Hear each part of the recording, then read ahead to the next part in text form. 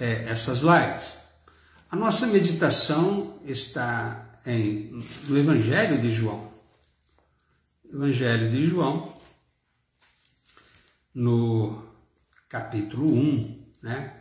Capítulo 1, de 43 a 51. Evangelho de João, capítulo 1, versículos 43 a 51.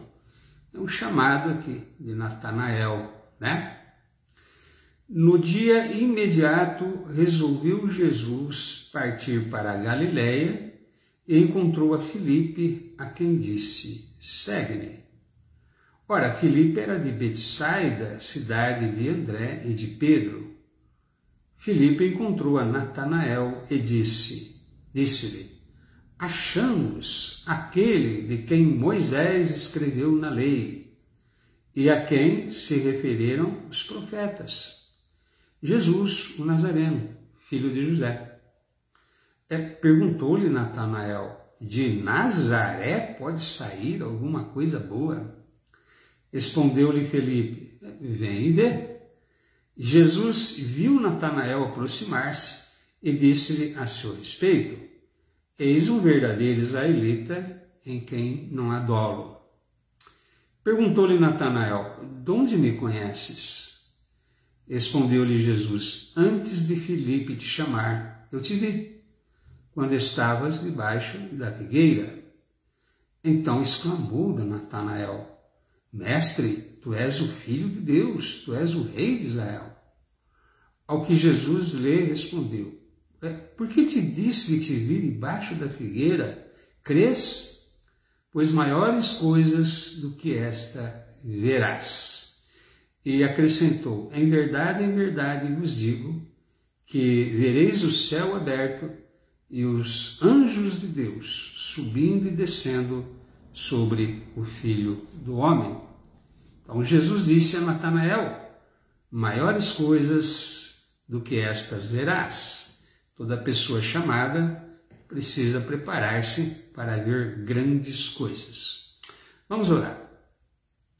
Senhor nosso Deus e Pai, nós neste momento invocamos o Teu nome para suplicar ao Senhor a Tua misericórdia para conosco, para com esse Teu servo que precisa ministrar a Tua palavra, para com as pessoas que estarão ouvindo a palavra, porque o Teu Espírito é que estará agindo em mim e nas pessoas, para que, ó Pai, a Tua verdade, a verdade do Evangelho, a única verdade que existe, possa, Senhor, ser algo que as pessoas recebam e recebendo e conhecendo a verdade, terem as suas vidas mudadas e transformadas. Por isso, ó Pai, só o Teu Espírito para convencer uma pessoa a respeito da verdade, do juízo, da justiça, do pecado, só o Teu Espírito para operar, ó Pai, no ser humano a Tua vontade. Por isso, com humildade, nós pedimos ao Senhor que esteja, Senhor, usando essa ministração e alcançando as pessoas como o Senhor desejar.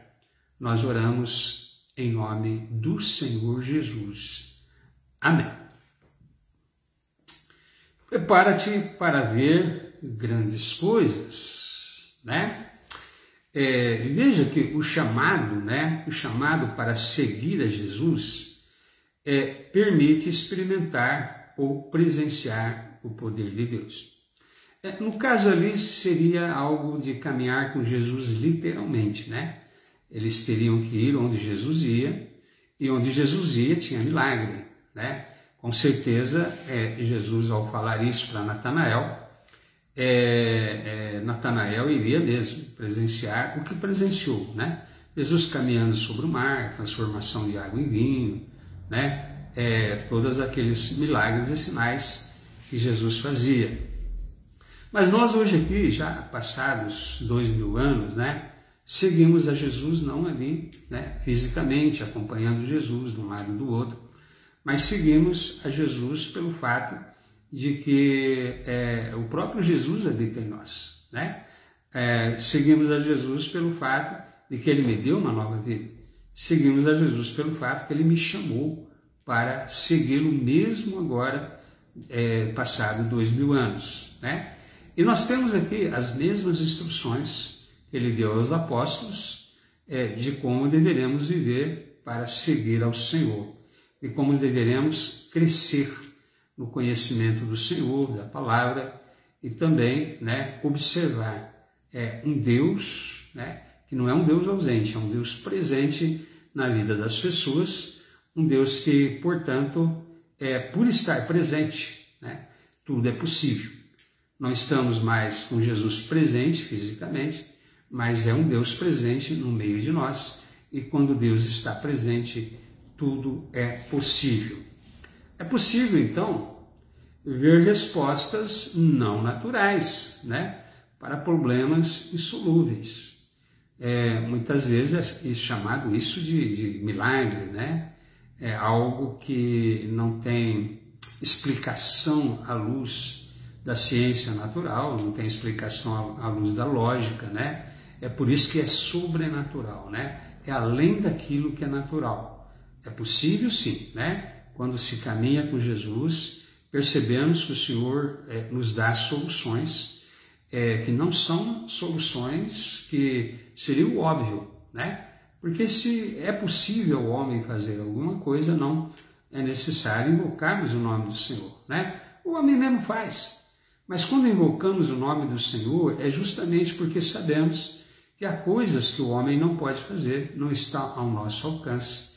Muitas vezes dizemos essa frase, agora é só Deus mesmo, né? E é por isso que caminhar com Jesus abre a possibilidade, sim, de termos respostas não comuns, né? Respostas não naturais a problemas comuns, a problemas que todo ser humano passa. Até Jesus, hoje de manhã, estava comentando, né, para Marta, comentando a respeito de Marta, irmã de Lázaro, e Jesus disse, se você crer, você vai ver a glória de Deus. Ah, se estiveras aqui, não teria morrido meu irmão, e já faz 4 dias, está cheirando mal. Se você crer, você vai ver a glória de Deus. Então, caminhar com Jesus é possível, né? Que estejamos sempre aptos, prontos a presenciar grandes coisas da parte de Deus, né? O mover da fé, que tudo faz com que as coisas se modifiquem. É uma questão de fé mesmo, né? Há muitas pessoas que realmente não creem. Por isso a frase de Jesus está no condicional. Se creres, se você crê, se você não crê, isso é outra história. Mas se você crê, você vai ver a glória de Deus, né? Santo Agostinho, ele usava uma frase bem interessante. Ele disse que você primeiro precisa crer para conhecer. Porque as pessoas tentam inverter essa equação, né? Primeiro quer conhecer para decidir se vai crer. Isso não é possível, né? Quando se trata de Deus, a fé também vem dele, né? Então é necessário primeiro crer para então conhecermos o próprio Deus, o próprio Jesus, de conhecermos os seus planos e propósitos, né? Então tudo começa pela fé, é necessário crer.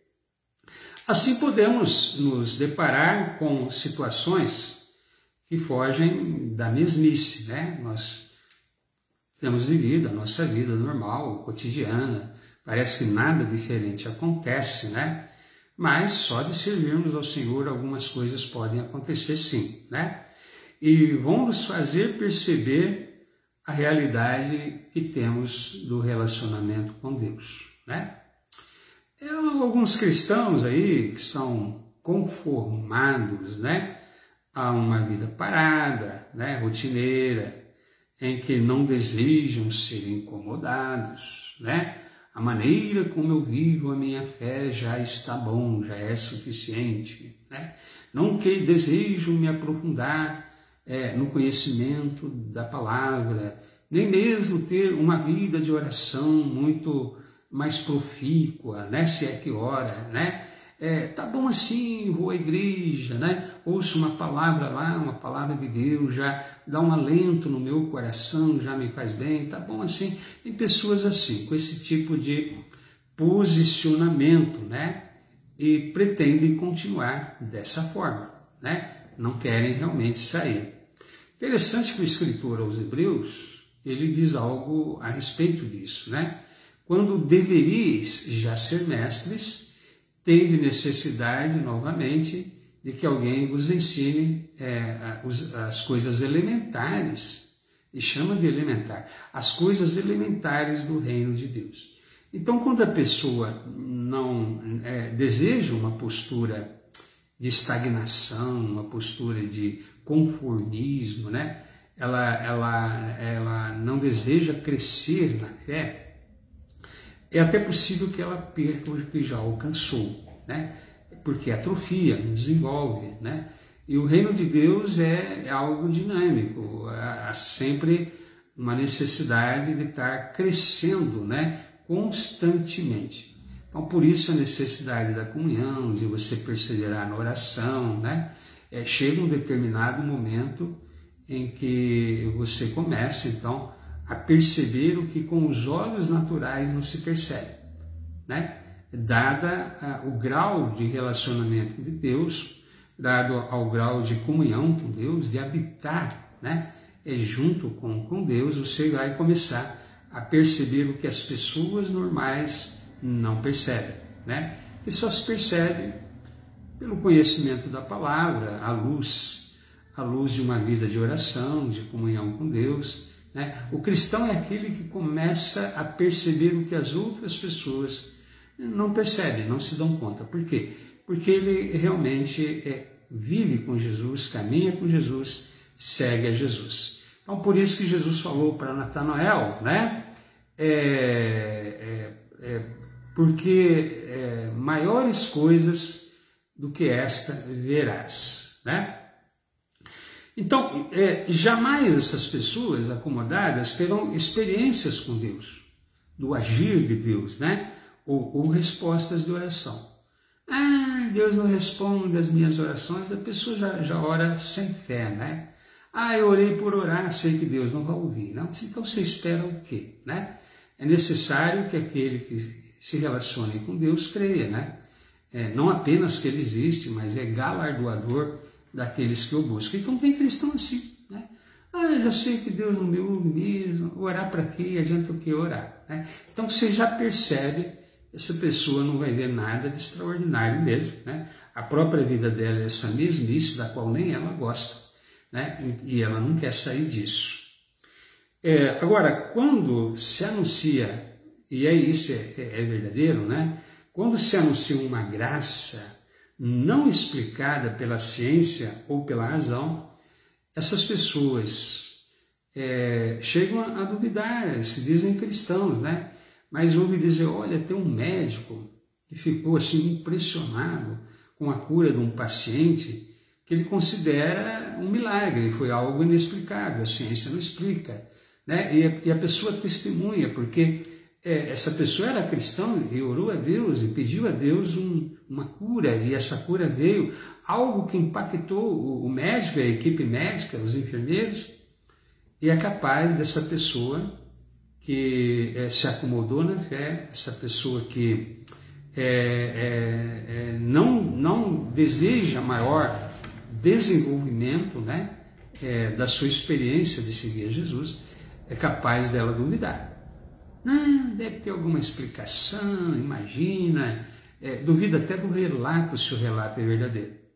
Então, uma pessoa dessa chega a ser quase que um incrédulo, né?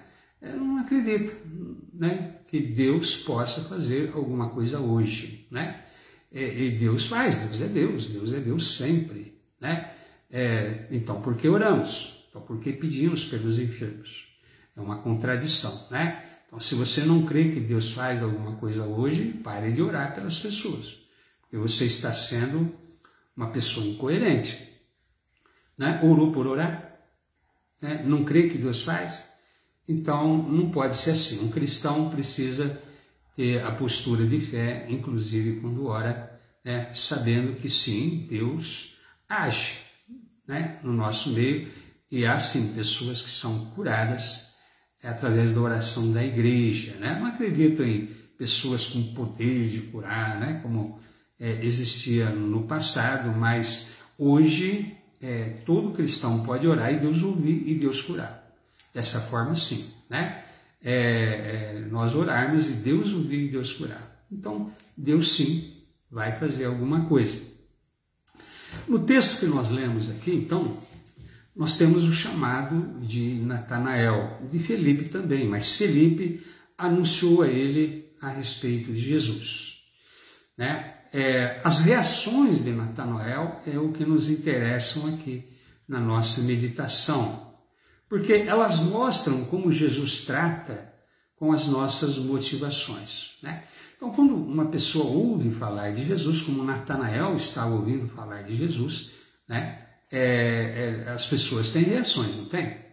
Algumas pessoas desdenham, outras pessoas colocam defeito, algumas pessoas agem com incredulidade, às vezes até com raiva, né? É capaz de perder a amizade, né? Então nós vamos tratar aqui, né, das motivações de Natanael e perceber que muitas dessas motivações talvez exista na vida de você que está me ouvindo aqui, né, nesse exato momento. Então, a primeira reação de Natanael, né, foi de dúvida e preconceito. Olha que interessante, né? De Nazaré pode sair alguma coisa boa, né? Então, já citando um ditado, né, que existia muito provavelmente naquela época, até os fariseus citaram isso, né? Veja que de Nazaré não se levanta profeta, né? Quer dizer, era uma cidade, Nazaré, estigmatizada, né? E por isso mesmo tinha esse ditado, uma cidade que não se acreditavam que alguma coisa boa poderia surgir de Nazaré, muito menos um profeta, né? Então, Natanael já carregava com ele alguns preconceitos, né? E é interessante que muitas pessoas, preconceito é isso, né? Um conceito prévio, né? E é interessante que algumas pessoas têm um conceito prévio a respeito de Jesus, né? Não o conhece e já o odeia, essa é a expressão.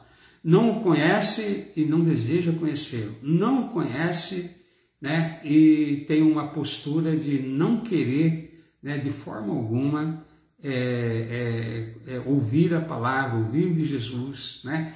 As pessoas têm uma postura, né? Um preconceito a respeito de Jesus e falta de fé, né? Esse preconceito revela falta de fé. Uma postura de que, olha, você diz que ele veio de Nazaré, né? É impossível. De Nazaré não se levanta profeta. De Nazaré não vem coisa boa. Então já é sim uma situação não apenas de preconceito, mas uma situação de dúvida, de falta de fé, de incredulidade, né? Quando Felipe anunciou para Natanael, ele disse nesses termos: achamos aquele de quem Moisés escreveu na lei, né? A quem se referiram os profetas. Ou seja, ele está se voltando para as Escrituras, aquilo que Moisés escreveu, aquilo que os profetas disseram a respeito de como seria Jesus. Não seria apenas algo assim, né? Acredito que seja ele. Não, né? Moisés falou algumas coisas a respeito de Jesus, né? Deus enviará um profeta semelhante a mim, a ele ouvirás, né? Há mais de 300 profecias no Velho Testamento a respeito de detalhes da vida de Jesus, onde haveria de nascer e tudo mais, né? Então, com certeza, Natanael estava se baseando também nas profecias, não apenas num julgamento pessoal, né? Então, muitas pessoas jamais irão conhecer a graça de Deus por terem essa atitude incrédula e preconceituosa contra Jesus. Admita, você que está me ouvindo hoje, se você ainda não foi alcançado pela graça e a salvação de Jesus, né, você tem preconceito, sim. Preconceito contra tudo aquilo que diz respeito a Deus, a Jesus, a palavra, a igreja, né? Não venha separar Jesus da igreja, viu? Quando Paulo perseguia a igreja, Jesus considerou a perseguição como sendo a ele. Saulo, Saulo, porque me persegues? Tá? Jesus se identifica com a sua igreja. Perseguir a igreja é perseguir a Jesus, né? Ele é o cabeça da igreja. Então, não venha separar as coisas, não. Não, eu creio em Jesus, né, mas eu não gosto de igreja, né? Tem algo errado aí. Você está dando desculpas para que você realmente não seja uma pessoa que se envolva com Jesus como deveria. Porque quem é alcançado pela fé em Jesus precisa congregar, precisa encontrar irmãos e irmãs que pensam, né, como ele está pensando agora a respeito de servir a Jesus. Então, essas pessoas jamais irão conhecer a graça de Deus, né, por causa da atitude incrédula e preconceituosa.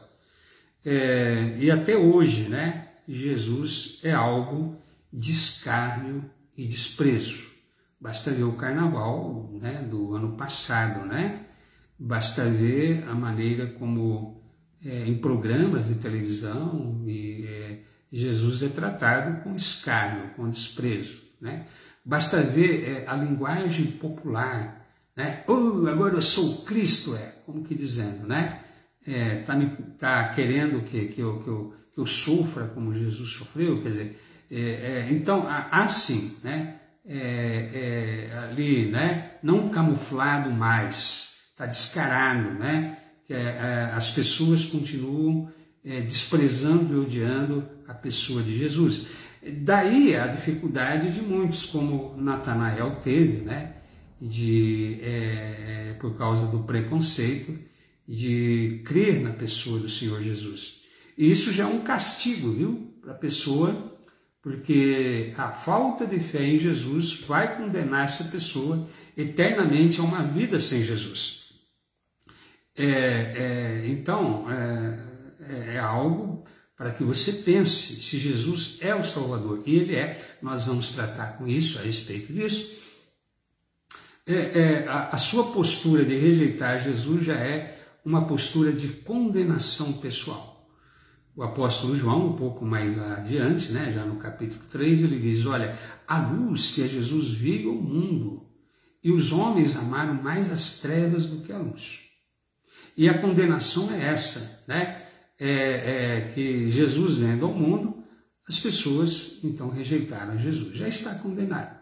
O único que poderia nos salvar é Jesus, a pessoa rejeita a salvação, ela já está condenada, né? Então, a fé não é algo natural em nós, né? Ninguém nasce com essa fé. Estamos sempre duvidando, pode ter certeza. Mesmo que você já é um cristão e tem certeza do seu relacionamento com Deus, há determinadas situações que acontecem e você, né, é tomado pela dúvida. Tomé foi tomado pela dúvida a respeito da ressurreição do Senhor. Então, mesmo quando alguém se converte, às vezes não acreditamos que a pessoa mudou. Pau que nasce torto não endireita. A pessoa aí andava errada, aí, agora está com uma biblinha debaixo do braço, aí, se dizendo crente, né? Quer dizer, nós não acreditamos realmente em mudanças de caráter, de vida, até porque talvez nós não queremos que essa pessoa, né? Nós não, né? As pessoas que não creem em Jesus, vamos colocar melhor isso, né? As pessoas que não creem em Jesus não querem que as outras pessoas, as quais às vezes ela nem gosta, não quer ver essa pessoa abençoada. Então se diz, fulano agora creu em Jesus, né? Nada, né? Ela não quer que a pessoa seja salva, porque ela não gosta da pessoa, né? Então vem com essa postura, até porque ela também não crê e muitas vezes pergunta por que o Senhor está salvando ela e não a mim. Então ela não acredita que alguém seja capaz de mudar, né? E olha que interessante, né? Isso é assim apenas quando se refere a Jesus, né? Essa postura de preconceito, de incredulidade, a pessoa tem apenas quando se refere a Jesus, porque ela não deixa de ser uma pessoa religiosa, né? Ela acredita em crendices, né? Em ilusionistas, em mágicos, né? Em todo tipo aí de adivinhos. Às vezes acredita em fantasmas, né? Mulas sem cabeça, saci pererê. A pessoa acredita em cada bobagem, mas quando se refere, e fala isso com uma convicção, né? Mas quando se fala de Jesus, então vem o preconceito e a incredulidade. Às vezes a pessoa até se vale de objetos, patuás, fitinhas, rosa ungida, cajado de Abraão. Tem igreja aí, né, iludindo as pessoas com cajado de Abraão. As pessoas acreditam em objetos ungidos. Isso é feitiçaria, né? Porque elas não querem converter-se ao Senhor, porque sabem que isso vai fazer com que elas tenham que mudar a maneira como elas vivem. Elas não querem isso, mas querem alguma solução, querem algum alívio para os problemas. Então isso parece algo impessoal, né? Estão mais acostumados com esse lado meio feiticeiro da vida, né? Eu ponho uma rosa ungida em casa e resolve. Quer dizer, então é possível que a pessoa esteja com a sua mente tão assim saturada com esse tipo de pensamento que ela não consegue perceber que ela é escrava das superstições e estão enganando ela com esse tipo de coisa. Mas querer voltar para Jesus e mudar de vida, a pessoa já não quer, né? Mas quando tu fala em salvação, né? Conversão, o preconceito e a incredulidade se manifestam, né? Pode falar, fala de salvação para alguém, fala de conversão, necessidade de voltar-se para Deus. A pessoa já tem 1000 respostas engatilhadas para te dar. Às vezes até mesmo atacando, né? Atacando a Bíblia, atacando Jesus, atacando os crentes, atacando pastores, padres, né? Quer dizer, há toda uma situação que a pessoa já está armada contra qualquer tentativa de chegar e falar do Evangelho para ela. E Jesus tratou Natanael dizendo que ele, apesar da dúvida e do preconceito, né? É uma pessoa que não tem má índole. Ou seja, Jesus revelou que conhece o interior da pessoa. E isso mexeu, surpreendeu Natanael, né? E aqui vem a segunda reação. A primeira foi dúvida e preconceito. A segunda reação de Natanael foi de surpresa, né? Surpresa por Jesus demonstrar conhecê-lo tão bem. A expressão que ele usa, de onde me conheces? E Jesus explicou, né? Antes de Felipe te chamar, eu te vi quando estavas debaixo da figueira. Né? Como que Jesus poderia saber disso? Isso mexeu com Natanael. Jesus não poderia saber disso, né?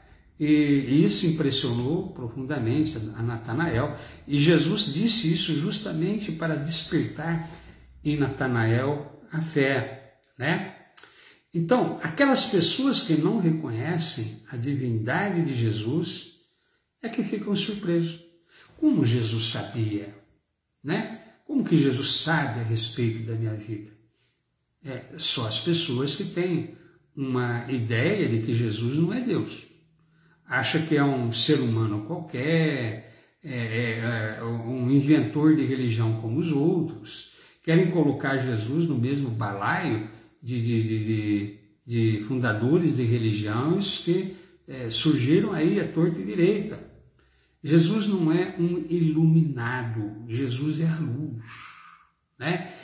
Jesus tem a própria luz, ele não recebeu iluminação, como alguns aí, né, fundadores de religião, se declaram iluminados. Não, Jesus é a luz, né? Quer dizer, ele é aquele que realmente ilumina as pessoas, né? Então, é diferente, né? Então, parte do preconceito, na verdade, está nessa questão. Porque isso traz uma situação que confronta a pessoa.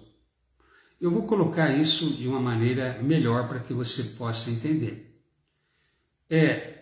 Se Jesus é um homem qualquer, como outros aí, né? Eu não preciso me preocupar, pois ele nada poderá fazer por mim. Palavras bonitas, né? Uma doutrina bonita, mas é só isso. Jesus não pode fazer nada por mim, não pode me salvar. Trouxe conselhos bons, né? Assim que muita gente pensa, não é?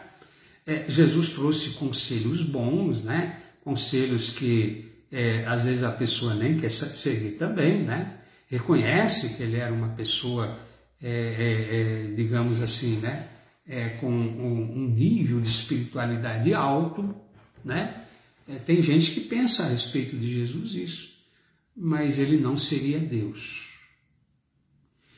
Porque se Jesus é apenas isso que a pessoa pensa e não Deus, então não tem que se preocupar em relação a Jesus, em tomar uma posição, uma decisão em relação a Jesus. Porém, como ele é Deus encarnado, né, a minha decisão a respeito dele poderá afetar a minha vida para sempre. Jesus é o Deus encarnado. Jesus conhece o seu mais profundo ser. Aonde que você vai, o que você tem feito, o que você pensa. Jesus te vê quando ninguém te vê. Aquele Salmo 138, né? Quando o salmista assombrado a respeito de Deus, né? Se subo no mais alto, o Senhor lá está. Se a penumbra, a escuridão me esconder, lá o Senhor há de me encontrar. Né? Se vou lá, né, no mais profundo do abismo, lá o Senhor está. Tal conhecimento a respeito do Senhor, né, é algo que me impressiona, diz o salmista. Para onde eu fugirei? Da onde fugirei do teu Espírito? Então, quando a pessoa tem a consciência de que Jesus é Deus encarnado, né, e que ele sabe tudo a seu respeito, como ele revelou aqui saber sobre Natanael, né? E também a respeito de outras pessoas mencionadas na Bíblia. A mulher samaritana, por exemplo. Encontrou ela ali no poço de Jacó e disse, olha, você disse que não tem marido? De fato não tem. 4 maridos já tiveste e este que está contigo não é seu marido. Até ela reconheceu que Jesus era profeta, né? Senhor, como sabes isso tudo? Né? Quer dizer, então Jesus sabe, viu? Jesus sabe a respeito da sua pessoa. Jesus sabe tudo a respeito da sua vida. E tem mais, um dia você vai ter que prestar contas para Ele. Talvez seja isso que incomoda muitas pessoas. Porque Jesus sendo Deus e eu não crer nele, não querer seguir a Jesus, não recebê-lo pela fé como Senhor e Salvador, não querer nada com Jesus, relacionamento com Jesus, isso me condena eternamente. Porque sem Jesus uma pessoa estará eternamente condenada. Mas se é um homem qualquer, eu não tenho que me preocupar. Mas Jesus é Deus. Né? E uma postura de não querer nada com Jesus condena essa pessoa eternamente, né? E o próprio Pedro, antes mesmo de Pedro negar a Jesus, né? Ele disse: Pedro, Satanás pediu-te para peneirar, como se peneira aí, né? Um grão. Mas eu roguei por ti, para que a tua fé não desfaleça. Mas, Senhor, olha, Pedro, antes que o galo cante, né? 2 vezes você vai me negar 3 vezes. Então, o que acontece? Como Jesus poderia ceder disso? E como de fato as coisas aconteceram da maneira como Jesus disse? Né? E houve um momento quando Pedro negou Jesus pela 3ª vez, e aquilo deve ter sido doído para Pedro. Os olhos de Pedro se encontraram com os olhos de Jesus. E Pedro lembrou das palavras de Jesus. Né? Pedro lembrou das palavras de Jesus. E aquilo fez Pedro chorar amargamente. Né? Veja, Jesus sabe até mesmo o que vai acontecer com a minha vida daqui 1 hora, meia hora, 2 horas. Então, uma postura de não querer nada com Jesus, de rejeitar a Jesus, de ter preconceito de Jesus, de zombar de Jesus, tem consequências. Ele é Deus. Cuidado com o que você fala, com a sua postura, com a sua atitude de preconceituosa, de incredulidade. Jesus, então, disse a Natanael: antes de Felipe te chamar, eu te vi quando estava debaixo da figueira. Foi suficiente para Natanael crer, né? Natanael disse: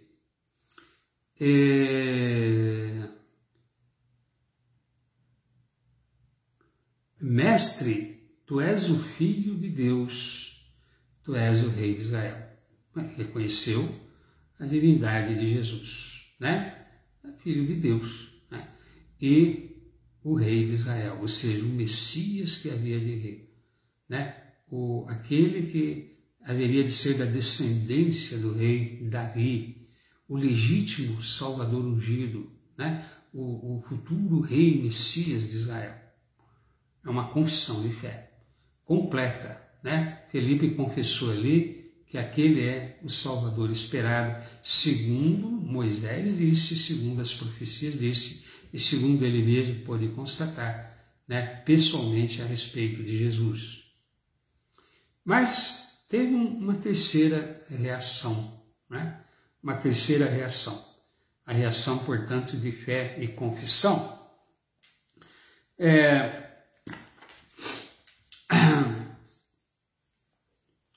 Jesus, diante dessa confissão, disse: tem mais, você vai ver muito mais, né? Apenas basta que nós venhamos a crer em ti, porque te disse que te vi debaixo da figueira, você creu?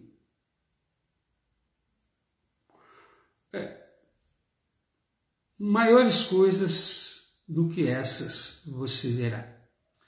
Então, a experiência com Deus não se resume à experiência de ter crido em Deus. A experiência de ser salvo não se resume apenas àquela experiência do momento em que for salvo, né? No momento em que a fé, né, foi exercida e o arrependimento para com Deus, a fé em Jesus.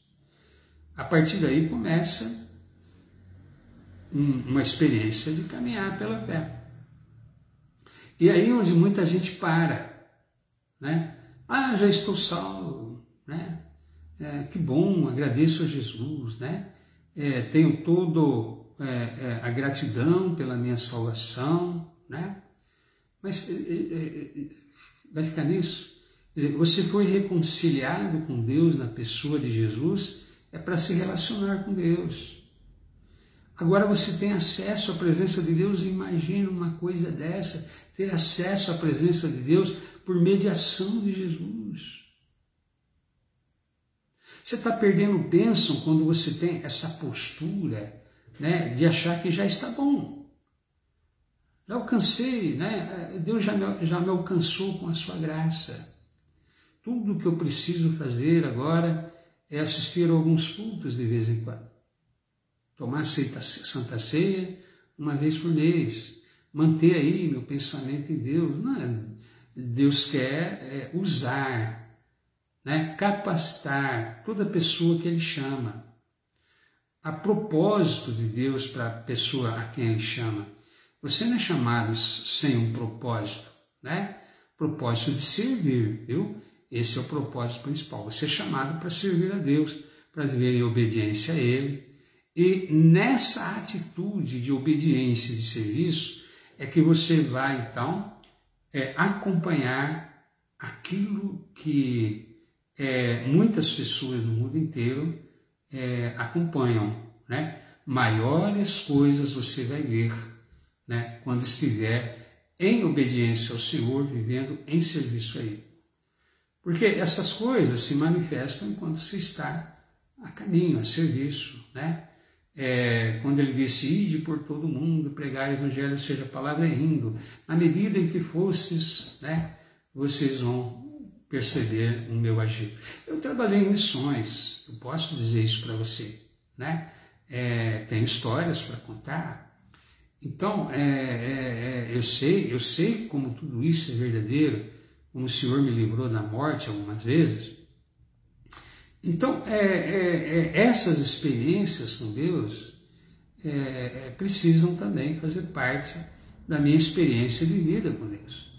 Respostas de oração, né? Perceber que é um Deus presente.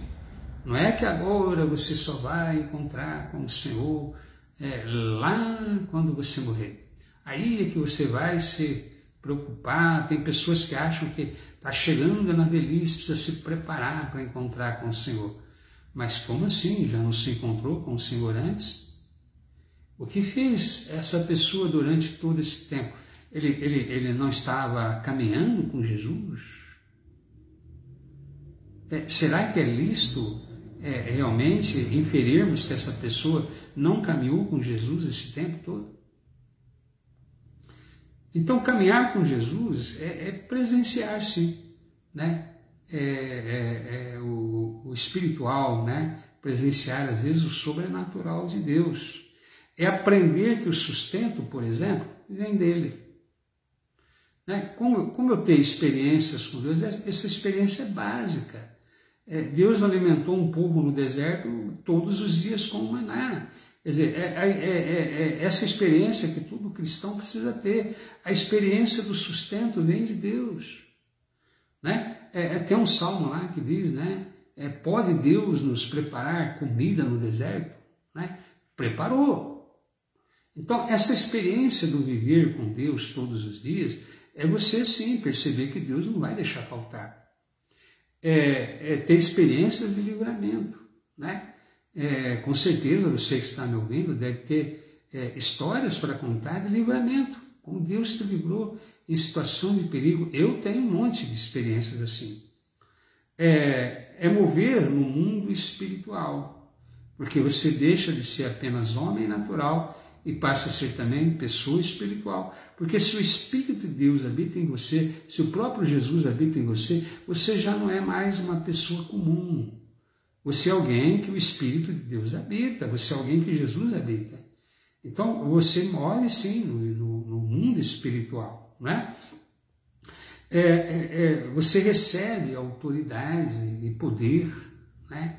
Quer dizer, Jesus concede o fruto do Espírito, concede algumas coisas, o poder de Deus em você, ele te dá autoridade sobre algumas coisas. Mudar a sua visão de mundo. Você começa a enxergar o mundo agora à luz da palavra de Deus, à luz da sua experiência de reconciliação com Deus. Muda tudo. Né? Se a pessoa diz que foi para uma igreja e aceitou a Jesus e continua vivendo como sempre viveu, a única diferença aí na igreja não mudou nada. Ela não teve experiência com Deus, coisa nenhuma. né? Ela não está no caminho de Deus, ela só vai numa igreja, né? Talvez faça bem, traga alívio, ali ela tem amigos, os parentes congregam, mas ela mesma não tem a experiência da salvação, né? Ganhar, então, até uma razão pela qual viver. Porque Jesus, ao nos encontrar, ao nos chamar, ao revelar o seu Filho em nós, ao nos lavar no seu sangue, ao fazer de nós habitação do seu Espírito, você não vai ser mais a pessoa que era. Você ganha uma nova razão para viver, um novo sentido para existir. As coisas, na verdade, começam a fazer sentido, começam a ter significado. A sua vida realmente passa a ser uma vida, né, vivida na presença de Deus. Não é essa vida aí que você vive por viver, né, finge que é feliz, finge que é alegre, né, quer transparecer que realmente é uma pessoa que tem prazer na existência e não tem, né? Então, quais são as tuas motivações, né? Jesus disse, você vai ver os céus abertos, anjos descendo e subindo sobre o Filho do Homem, né? Estevão, antes de morrer, viu isso, né? Estava sendo apedrejado, eis que vejo os céus abertos e os anjos de Deus, né? E aí ficaram com mais raiva ainda, né? Quais são as tuas razões? Jesus quer tratar com as tuas angústias e temores. Ele nos conhece, viu? Nos conhece, sabe o que temos feito, como nós temos vivido. Sabe dessa vida acomodada e de derrota e de desmotivação que você leva. Você precisa caminhar de verdade, caminhar em fé e caminhar em amor. Que Deus abençoe a sua vida. Nós vamos encerrando por aqui, né? Eu vou ter uma palavra de oração, depois teremos a bênção araônica cantada, né? E que Deus abençoe mais uma semana que começa, viu? Mas você tem que ter a sua experiência de um avivamento pessoal. Você tem que buscar estar sempre cheio do Espírito todos os dias. Senhor, nosso Deus e Pai, abençoa a pessoa que está ouvindo, que se for uma pessoa que já é teu servo, que ela mude de postura e busque, ó Pai, um crescimento na fé, busque, ó Pai, um desenvolvimento da salvação. Se é uma pessoa que não crê no Senhor, que essa palavra possa tocar profundamente esse coração, que ela sinta o arrependimento para com Deus, o arrependimento de não querer nada com Deus e a fé em Jesus, que é a fé naquele que morreu pelos nossos pecados e ressuscitou. Senhor Deus, conceda salvação nesse momento a tantos quantos não te conheciam e ouviram esta palavra. Que a pessoa possa estar invocando o teu nome, que ela possa estar começando, ó Pai, a buscar, Senhor, convívio com pessoas que são do Senhor, até mesmo, Senhor, para que essa pessoa faça a oração de entrega da sua vida a Jesus, se é que ainda não fez. Deus eterno, abençoe assim, Senhor, essas vidas preciosas e que a graça do Senhor Jesus, o amor de Deus Pai, a eterna comunhão seja sobre todos vocês, desde agora e para sempre. Amém. Vamos ouvir aqui a bênção.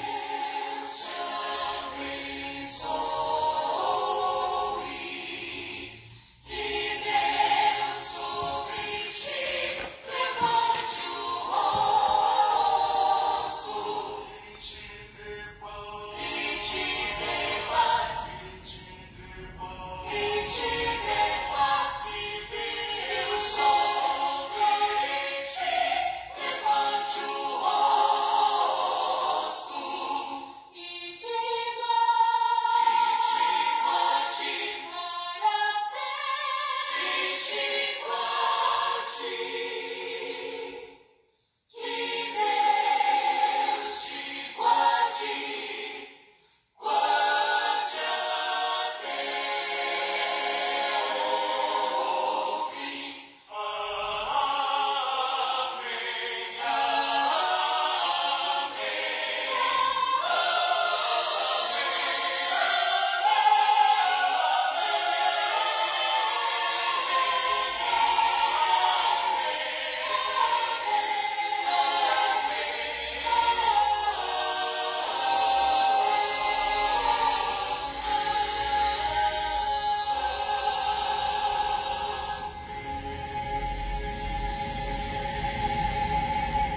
Até quarta-feira na nova live.